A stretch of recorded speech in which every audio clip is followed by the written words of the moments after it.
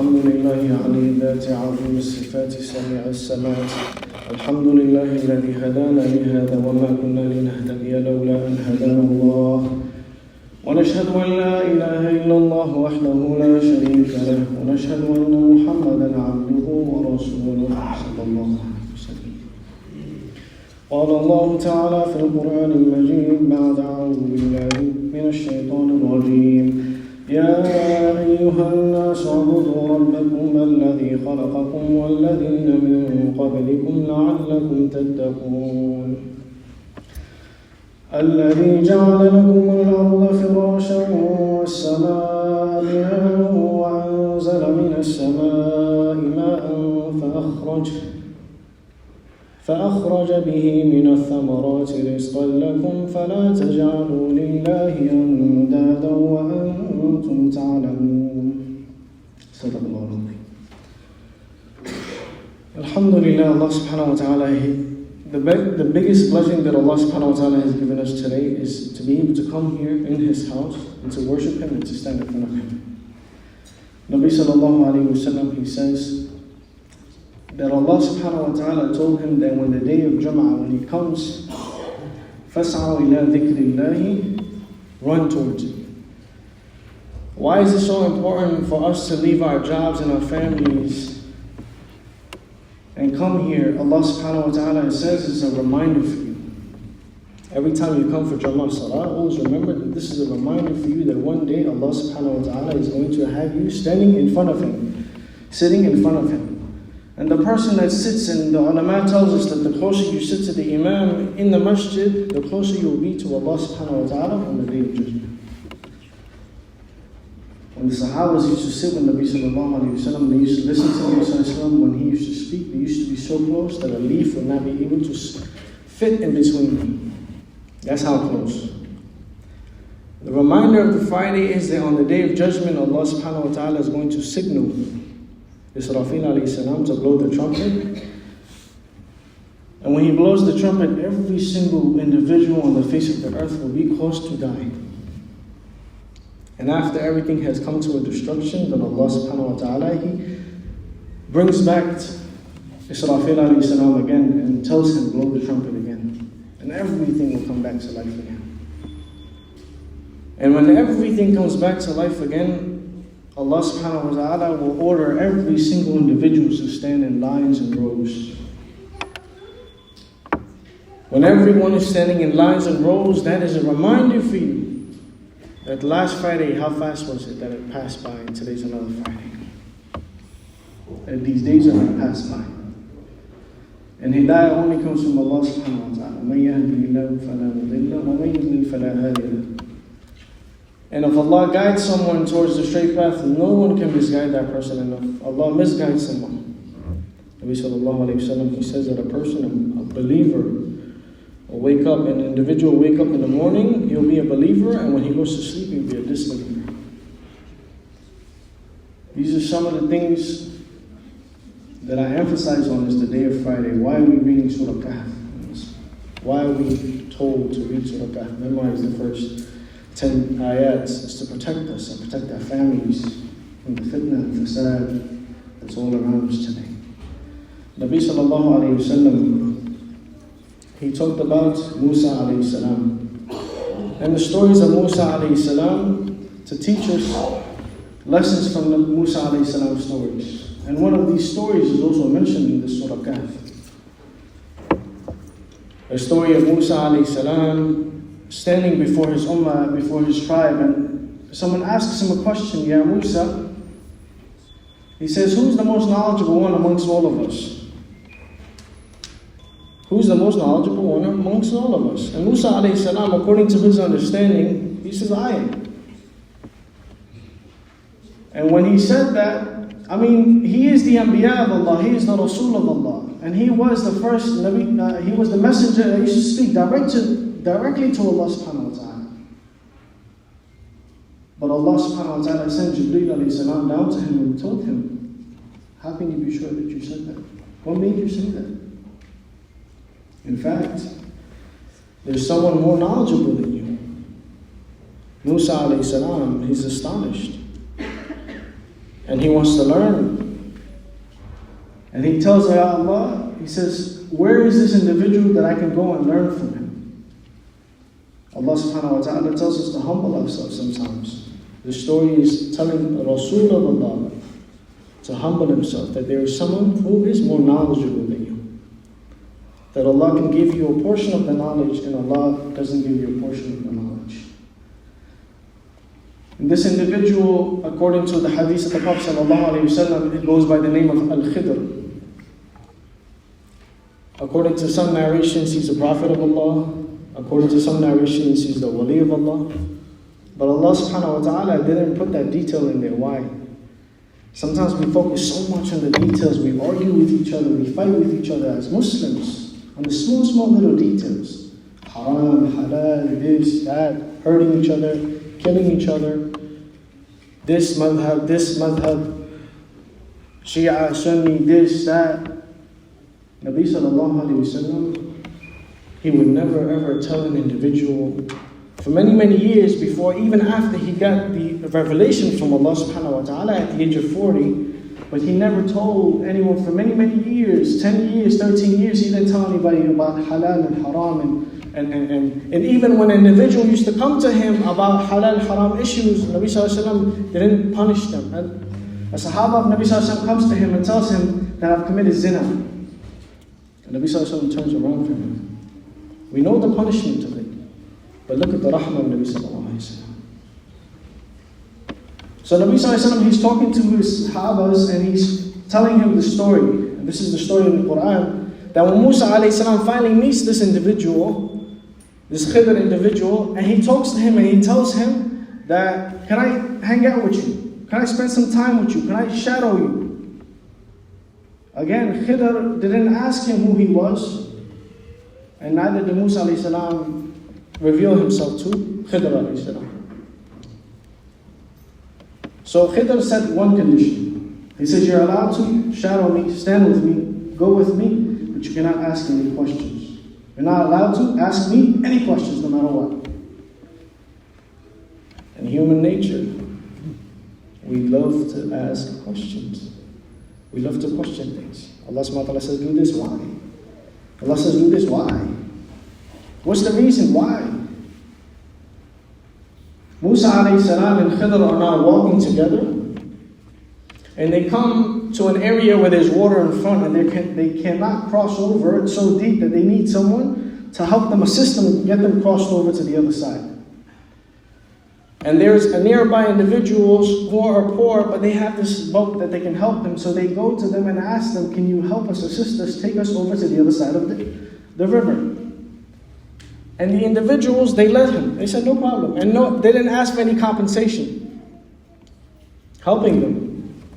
Musa alayhi salam and Khidr, they both jump on the boat. And when they both jump on the boat, as they're sailing, Khidr alayhi salam, while no one's looking, he grabs a staff and he makes a hole in the middle of the boat. He makes a hole, and this hole that he made in this boat wasn't such significant that it caused the whole boat to drown, but it caused enough water to come into the water that when a person would see it, that there's water in there, he would know that there's a problem with this boat. And when Khidr made this hole in this boat, Musa alayhi salam, in his thinking, and he's like, these individuals just helped us cross over to the area. Why would you put a hole into this boat? They did you good. They helped you out. Why would you do this? And what did Khidr alayhi salam do? He didn't explain nothing. He says, didn't I tell you not to question me? Did I not tell you not to question me? And when Khidr alayhi salam and Musa, as they were leaving, Musa alayhi salam asks him, please let me continue. I promise I won't ask you another question. Sometimes in life people do good to us. Or we do good to them and they do bad to us. They hurt us. Our family members. Our brothers and sisters, we do business with them. We talk to them. We help them. And then they do bad to us. And we're like, why is this individual doing bad to me? I'm helping him. Why is he doing bad to me? Ya Allah, I'm praying salah 5 times a day. You tell me to obey your commands. I'm doing everything. Ya Allah, why is this bad happening to me? Why did my car just get into an accident? Why? We question. We question the qadr of Allah subhanahu wa ta'ala. Why, Ya Allah? But Allah says what? Sabr. Have patience. You might not have the answer today. You're questioning Allah. Allah knows what's best for you. But you don't see it with your own eyes. And Allah subhanahu wa ta'ala, He's trying to show us that sometimes when He does things to us, He puts a situation, a calamity, a problem in our lives. We see it from this eye, but we don't understand why Allah did this. When Musa tells Khidr, he says, okay, fine, let's continue. So Khidr and Musa alayhi salam are walking along the shoreline, and they see a young little boy, a little kid, playing around with other kids. And Khidr alayhi salam grabs the boy and he kills him. Young individual, boy, kid, innocent, masoom. And according to Islam, that when a person dies before he hits the age of puberty, goes directly to Jannah. This is we understand. Innocent. Khidr alayhi salam doesn't understand why this individual just killed an innocent boy. And he goes into this outburst like, Ya Khidr, what did you do? Why did you kill this young individual? We have family members that we lose. A mother loses a baby, a child that she just carried for 9 months. Right before she's about to give the baby birth, Allah subhanahu wa ta'ala takes the blessing away from us. We work 10 years of our lives, 15, 20 years. Some individuals, I was reading the news right now in Florida. There was a person on the news and he was crying. He says, I worked all my life. This is what, in a split second, everything was gone. It can happen to us. 20 years you invest, 30 years you invest to build your house, in a split second it is gone. Your child, Allah takes one of the imams that we know, his young son died. He got into a car accident. How many years did he invest into the child? Giving him food, raising him, clothing him. In a split second, Allah took his life from him. So Musa, remember who Musa alayhi salam is. Musa alayhi salam is the same individual that jumps to help and protect someone who has problems and troubles. Musa alayhi salam saw a slave, the tribe of Israel, one of the Pharaoh's soldiers was beating him and hurting him, and he pushed him with such power and that he killed him. So Musa alayhi salam, he's very enthusiastic about protecting and helping. What did Khidr alayhi salam say? He says, did I not tell you not to question me? What does Allah says? Sabr. Have sabr. Something bad happened to you? Was it in your control? No, it wasn't in your control. We don't control anything. Allah subhanahu wa ta'ala, He says to Nabi sallallahu alayhi wa sallam, He says, the risk. You know risk? All of us, we're working hard for it, the money. He says, Allah subhanahu wa ta'ala, when He created the pen, He told the pen to write. And this pen wrote the risk of every single individual from the moment the dunya started until Yawm al-Qiyamah, write everything. Worried about our risk. Allah subhanahu wa ta'ala, not before 50,000 years before you were born. Not 50,000 years before Adam alayhi salam, the first human being, was born. 50,000 years before what? Nothing existed on the face of the earth. Allah subhanahu wa ta'ala wrote our risk down.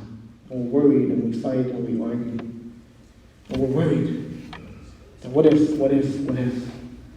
I might not make my bills. I have to do this. I have to sell this. I have to do this, brother. So Musa alayhi salam, he's pleading with Khidr. He says, one last chance. Give me one last chance. He says, after this one last chance, he says, then me and you, we can separate. Then I don't have to be with you. And Nabi sallallahu alayhi wa sallam, he's telling his Sahabas, he's like, if Musa alayhi salam didn't put this condition on himself, we would have learned so much, and he would have learned so much. Musa alayhi salam and Khidr are now walking, and they go into this town. And when they go into this town, the rule of the Muslim Ummah, even back then, and this is the obligation, one of the requirements, one of the obligations of a Muslim to another Muslim, is that if he's traveling and he becomes a guest for 3 days, you're supposed to support him and give him food and shelter for up to 3 days. So Musa and Khidr are walking through this town, and as they're walking through this town, they're hungry, so they ask the individuals for some food, and no one's giving them nothing. Everyone's like, get out of here. Everyone's telling them to leave. So no one's giving them food, and they're hungry. And no one's giving them nothing, so Musa alayhi salam and Khidr are just moving on to the next town. And as they were leaving the town, right as they were exiting, they see a wall that was about to fall over. And this wall that was about to fall over, Khidr alayhi salam, he tells Musa, he says, come, we're going to build this wall. We're going to fix this wall up. And Khidr alayhi salam starts fixing the wall up. And Musa alayhi salam is like, these individuals didn't even give us a single morsel of food, and you're over here building their wall for them? You do good with someone, they do bad to you. They disrespected you, they hurt you, they stole from you, they disrespected your honor, your izzat, your family. But Allah says what? Have sabr, have patience, and do good by them. And what was Khidr alayhi salam doing? He was building the wall, and he was fixing that wall up. And Musa alayhi salam burst him, and he says, why? What did Khidr alayhi salam say? He said, did I not tell you not to question me? You put the condition on yourself, and me and you were going to separate. أقول قولي هذا أستغفر الله لي ولكم ولسائر المسلمين فاستغفروه إنه هو الغفور الرحيم.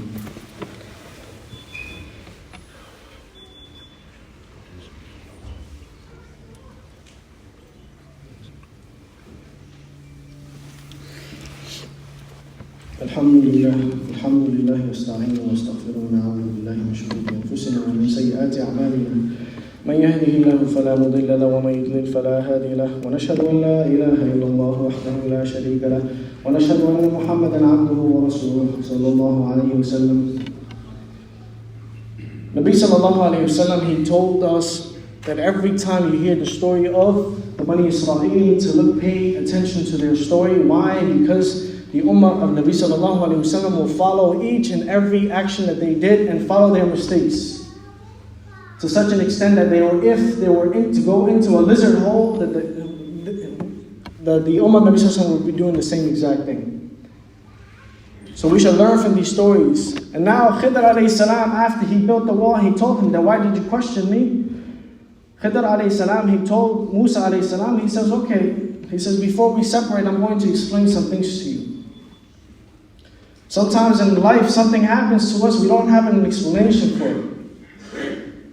And sometimes we see the explanation. Sometimes we see the solution to the problem after, like, oh, thank God this happened to me.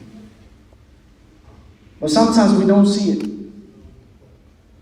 So Khidr alayhi salam, he tells him that the first individuals that they came across, in the people in the boat, he made the hole. He says there's a tyrant king. And this king, what he does is he takes all the boats of the poor individuals. So any poor individuals that he saw, he would seize their boats from them. So Khidr alayhi salam, he's telling Musa alayhi salam that if I didn't make this hole in this boat, that this king would have seized the boat from them. But because I made this hole in this boat, it caused minor damage, and people would see that it's water in there, the king wouldn't want this boat anymore. But the individuals, the poor individuals, they will be able to fix it because it's a minor damage. So minor issue things happen, you're thinking as if from a bigger perspective, like, oh, why did this happen to me? That's why Musa alayhi salam outburst and he says, why? Why would you make, someone did good to you and you're doing good, someone did good to you, you're doing bad to them. Or someone did bad to you, you're doing good to them. Why? Something happens to you in your life, a calamity happens, a problem happens to you in your life, and in your mindset, shaitan comes to you and he does what?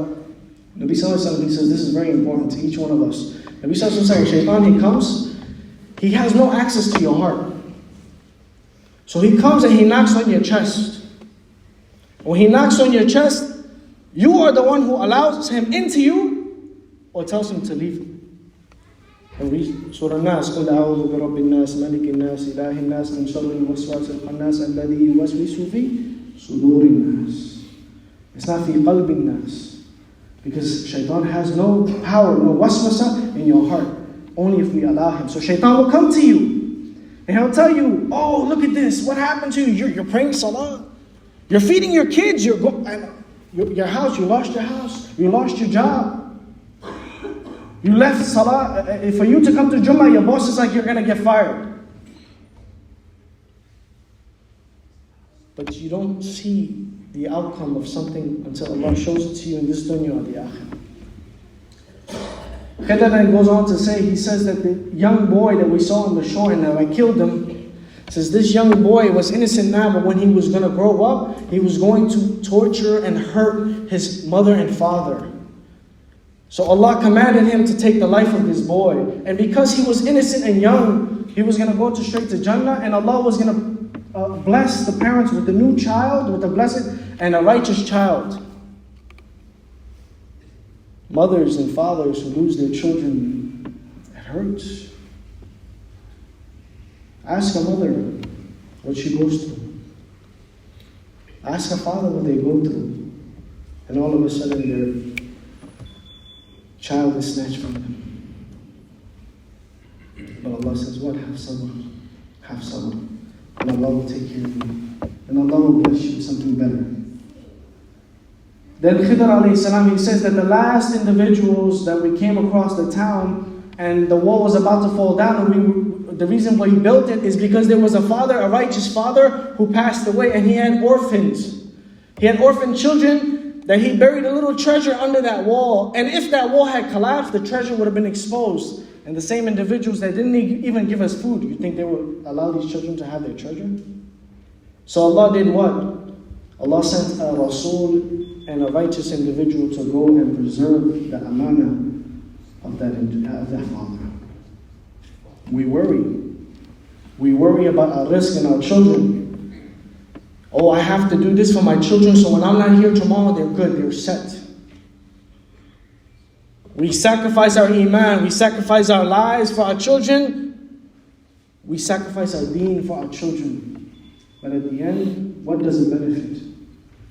Umar radiallahu anhu, before he was passing away, the individuals came to him and told him, says, leave something for your child, leave something for your children. Umar radiallahu anhu, he says, if I don't want to leave anything for my children. If they're righteous and good, Allah subhanahu wa ta'ala will take care of them. And if they're bad, I don't want them to use any of my money for the wrong things. Don't worry about your risk. Don't worry about your children. Allah subhanahu wa ta'ala provides to your children through you. Don't sacrifice your deen for your children. Don't sacrifice your iman for your children. Because when you stand in front of Allah, it's going to be you and Allah. And your children. On the day of judgment, what? وَأُمِّهِ وَأَبِي وَصَاحِبَتِهِ وَبَنِيهِ. That your own mother will leave you. Your own father will leave you. Stay away from me. That your own mother will come to you and tell you, give me what's my haqq. Your own father will come to you and tell you, what's my haqq? Give me my haqq. You hurt me, you did bad to me, give me my haqq. No one on the day of judgment. When you are laying in your grave 6 feet under, who is the most beloved to you? Your mother. Does your mother lay down and stay in there with you? Because, oh, I love my son, I'm going to stay in the grave with him. You'll be alone, by yourself, with your good deeds or bad deeds. Do not sacrifice your deen. Do not sacrifice your iman for your children. Yes, work hard, but have tawakkul that Allah will take care of them. I myself, my father died when I was 2 years old. My mother had 5 children, 5 of us boys. Wallahi al-azim, Allah subhanahu wa ta'ala, He took care of me. I'm here alive, standing in front of you.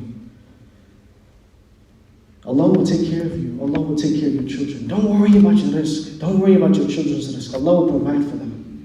From places you never imagined. Just a quick touch of the story of Musa alayhi salam. I don't want to divert, but when Musa alayhi salam's mother was having Musa alayhi salam in the womb of her stomach, Allah subhanahu wa ta'ala told her what? That when you fear for his life, put him in a basket and throw him into the water. She was afraid from the army that was going to attack her and kill her and sacrifice all the children. And Allah is telling her, put her in a basket and throw her into the water. And that same basket ended up in the palace of Fir'aun. And the soldiers of Fir'aun grab this baby and they bring it. And the queen of Fir'aun, she takes the baby and wants to adopt this baby. When she wants to adopt this baby, she's trying to feed this baby, and none of the nurse mothers are able to feed this baby. So she makes an announcement into the town and asks any individual to come and feed this baby. I will compensate them. You want to talk about risk? The same soldiers who are going to kill her are the same soldiers, were the same exact soldiers who were escorting this mother of Musa alayhi salam, bringing her, and she was able to nurse her own baby and also get paid for it. You want to talk about risk? You want to talk about risk? Isa alayhi salam's mother was pregnant with Isa alayhi salam. She was worried. She's hungry. And Allah told her what? Just touch the palm tree. It takes more than 12 strong men. You can't even shake a palm tree down. Take it down. You can't. Allah says, just touch the palm tree. And the fruits came down for her. You worry about your risk? Allah provided for her. Just do your effort, but don't leave your iman and your deen. Have tawakkul. When something bad happens to you in your life, have tawakkul in Allah, that Allah, this bad thing happened to me, that I know you want khair for me. Allah, I know you don't want me to go into Jahannam. Allah, I know you don't want to hurt me. You want to talk about the mercy of Allah? Allah says only 1% of the rahmah of Allah subhanahu wa ta'ala was sent to the earth, and that was among all the mothers, the animals and the human beings. That's the mercy. 99% of the rahmah exists with Allah. Ask a mother, put her hand of her child on the fire. She thinks she's going to do it? No. You think Allah wants to put you in Jahannam? Jahannam where you can't even see your own hands in Jahannam? Jahannam that the walls are 40,000 years apart from each other? Jahannam that every single time you are punished, every time you are burnt, your life comes back to you. You're burnt again. You think Allah wants that for you? No. Allah says He loves you. But Allah subhanahu wa ta'ala says, well, have tawakkul. Short lifetime. How long? Short. How do you know you're going to die today? How do you know you're going to live tomorrow? So may Allah subhanahu wa ta'ala forgive us and guide us to the straight path. May Allah subhanahu wa ta'ala make us the Imam sallallahu alayhi wa sallam. May Allah subhanahu wa ta'ala resurrect us with Nabi sallallahu alayhi wa sallam. Ya Rabbil Alameen, we ask Him, Ya Rabbil Alameen, we are not worthy of your worship, Ya Rabbil Alameen. Ya Allah, we call to you, Ya Rabbil Alameen, protect us from the fitna and fasad, Ya Rabbil Alameen. Ya Allah, protect our families from the fitna and fasad, Ya Rabbil Alameen. Ya Allah, protect our children from the fitna and fasad, Ya Rabbil Alameen. Ya Allah, give us death of iman, Ya Rabbil Alameen. Ya Allah, resurrect us. Ya Allah, resurrect us with the righteous, Ya Rabbil Alameen. Ya Allah, protect those who have died, Ya Rabbil Alameen. Give them nur in their graves, Ya Rabbil Alameen. Ya Allah, protect our family members from the punishment of the graves, Ya Rabbil Alameen. Ya Allah, we call on to you, Ya Rabbil Alameen. Ya Allah, please resurrect us with Nabi sallallahu alayhi wa sallam. Ya Allah, give us Jannat al-Firdaus without any hisab, Ya Rabbil Alameen. Ya Allah, you give us iman without any questioning, Ya Allah. Ya Allah, give us Jannat al-Firdaus without any questioning, Ya Rabbil Alameen. Ya Allah, we're not worthy of your worship. Ya Allah, we're weak, Ya Rabbil Alameen. Ya Allah, please forgive us and guide us to the straight path. إن الله يأمر بالعدل والإحسان وإيتاء ذي القربى وينهى عن الفحشاء والمنكر